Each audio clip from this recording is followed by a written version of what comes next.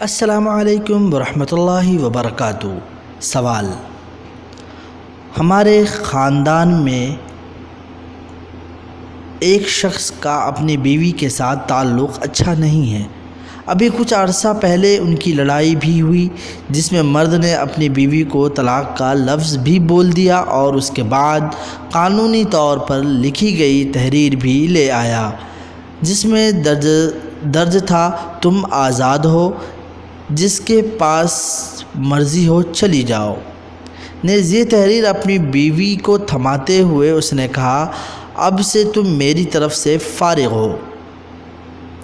اس پر دونوں گھرانوں کے جانب سے ذمہ داران کوشش کر رہے ہیں کہ ان میں صلح ہو جائے، لیکن اس کام کو شروع کرنے سے پہلے ہم اس بات کی تاکید کرنا چاہتے ہیں کہ وہ شرعی طور پر ایک دوسرے کے میاں بیوی ہیں یا نہیں۔ میں امید کرتا ہوں کہ اگر طلاق واقع ہو چکی ہے تو پھر اس بارے میں ہمیں مشورہ دیں، اور میں یہ سمجھتا ہوں کہ یہ فیملی حنفی مذہب کے پیروکار ہے، تو امید ہے کہ آپ انہیں مشورہ اور نصیحت بھی حنفی مذہب کے مطابق ہی کریں گے۔ جواب: الحمدللہ رب العالمین۔ اول، صریح لفظ بولنے سے طلاق واقع ہو جاتی ہے۔ مثلا خاوند کہے تمہیں طلاق ہے۔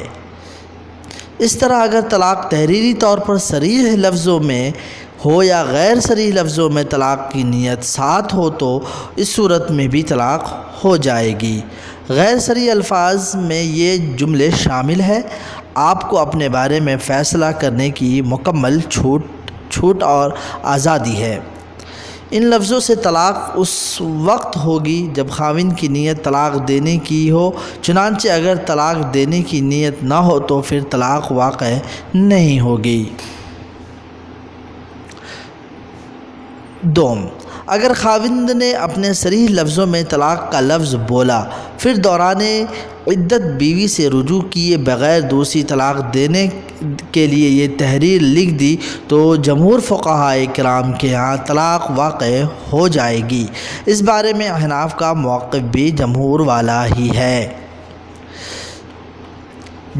جبکہ کچھ اہل علم کا کہنا ہے کہ اس صورت میں دوسری طلاق واقع ہی نہیں ہوگی۔ یہی موقف شیخ الاسلام ابن تیمیہ رحمہ اللہ کا ہے، اور اسی کو ابن عثیمین رحمہ اللہ نے راجح قرار دیا ہے۔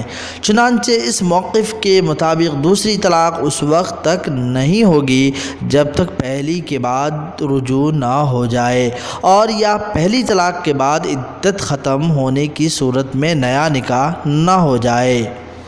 چنانچہ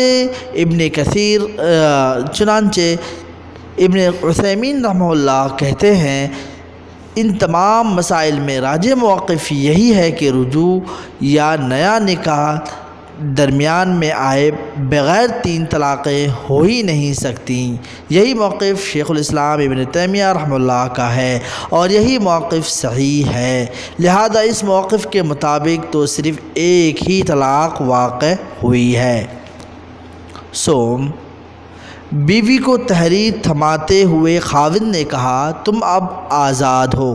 اس سے اگر نیت یہ تھی کہ تحریر کی مزید تاکید ہو جائے تو پھر کسی کے ہاں بھی نئی طلاق نہیں ہوگی، اور اگر یہ الفاظ کہتے ہوئے نیت نئی طلاق کی ہو تو پھر جمہور کے ہاں ایک اور طلاق ہو جائے گی، جبکہ شیخ الاسلام ابن تیمیہ اور ان کے ہم موقف اہل علم کے ہاں طلاق نہیں ہوگی، کیونکہ ان کے ہاں طلاق نئے عقد یا رجوع کے بعد ہی ممکن ہے۔ اس بنا پر لکھی ہوئی طلاق اور طلاق کا کاغذ تھماتے ہوئے بولے گئے الفاظ اگر فرض بھی کر لی جائے کہ دونوں مرتبہ بولتے وقت اور لکھتے وقت طلاق کی نیت تھی، اور یہ دونوں کام پہلی طلاق کی عدت میں ہوئی ہے، تو بھی طلاق نہیں ہوگی، اور خاوند کے حساب میں ایک طلاق کا حق شمار ہوگا۔ خاوند کو عدت باقی ہونے کی صورت میں رجوع کا حق حاصل ہے، لیکن اگر عدت ختم ہو چکی ہے تو پھر نیا عقد اور نیا حق مہر دے کر رجوع کر سکتا ہے۔ واللہ اعلم۔ السلام علیکم ورحمۃ اللہ وبرکاتہ۔